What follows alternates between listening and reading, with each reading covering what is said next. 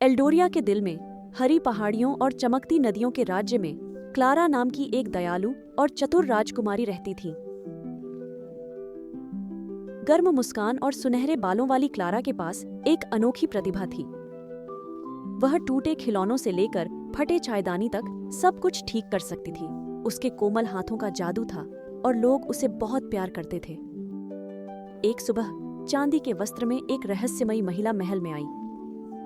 Clara को एक छोटा लकड़ी का बक्सा देते हुए उसकी आंखें चमक उठीं। महिला ने कहा, इसमें सद्भाव का सुनहरा धागा है। यह न सिर्फ वस्तुओं को बल्कि टूटे दिलों और बिखरे रिश्तों को भी जोड़ सकता है। इसका उपयोग बुद्धिमानी से करना। क्लारा ने धन्यवाद दिया, पर उसे यकीन नहीं था कि ऐसा कुछ सच हो सकता है। उसने बक्से को अपने कमरे में रख दिया, यह न जानते हुए कि इसकी जरूरत कितनी जल्द पड़ेगी। कुछ दिनों बाद मीडोवले गांव से एक दूत आया। राजकुमारी क्लारा, उसने विनती की, बड़ा पुल टूट गया है। गांव वाले गुस्से में हैं, एक दूसरे को दोष दे रहे हैं। कृपया हमारी मदद कीजिए। क्लारा तुरंत मीडोवले के लिए निकल पड़ी। जब वह पहुंची तो हालात उसकी कल्पना से भी ज्यादा खराब थे। टूटा हुआ पुल खंडहर में पड़ा था, गांव को दो हिस्सों में बांटता हुआ। मछुआरों ने किसानों को, किसानों ने लकड़हारों को दोषी ठहराया। गुस्सा भड़क उठा। क्लारा ने पुल के पास घुटने टेक कर लकड़ी का बक्सा खोला।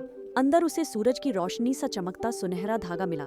सावधानी से उसने पुल के टुकड़ों को फिर से जोड़ना शुरू किया। धागा चमक रहा था और जैसे वह काम कर रही थी, गांव वाले चुपचाप देखते रहे। जल्द ही पुल फिर से पूरा खड़ा था, मानो कभी टूटा ही न हो।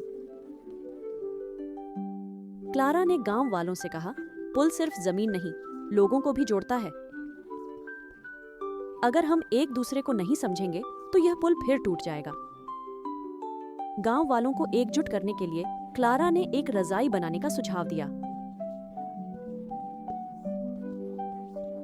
मछुआरों ने मछलियां, किसानों ने गेहूं और लकड़हारों ने पेड़ों के चित्र सिले। जैसे जैसे वे साथ काम करते गए, वे हंसने लगे, कहानियां बांटने लगे और भूले हुए रिश्तों को फिर से जोड़ने लगे। क्लारा के सुनहरे धागे की चर्चा पूरे एल्डोरिया में फैल गई। जब भी कोई झगड़ा या मतभेद होता, लोग राजकुमारी को बुलाते। पर जल्द ही उन्हें समझ आया कि चमत्कार सिर्फ धागे का नहीं, क्लारा की समझदारी, दया और एकता में विश्वास का था। एक शांत शाम को चांदी के वस्त्र वाली महिला लौट आई। राजकुमारी क्लारा, उसने कहा, तुमने सुनहरे धागे का अच्छा उपयोग किया, पर असली जादू हमेशा तुम्हारे दिल में था। तुमने दूसरों को सिखाया कि वे अपने हाथों से अपना जीवन सुधार सकते हैं। उस दिन से क्लारा को सद्भाव की राजकुमारी के नाम से जाना जाने लगा। उसका राज्य फला फूला। उसके लोग उसके सिखाए सबक से एकजुट हुए कि धैर्य, समझ और थोड़े से जादू से कुछ भी सुधारा जा सकता है।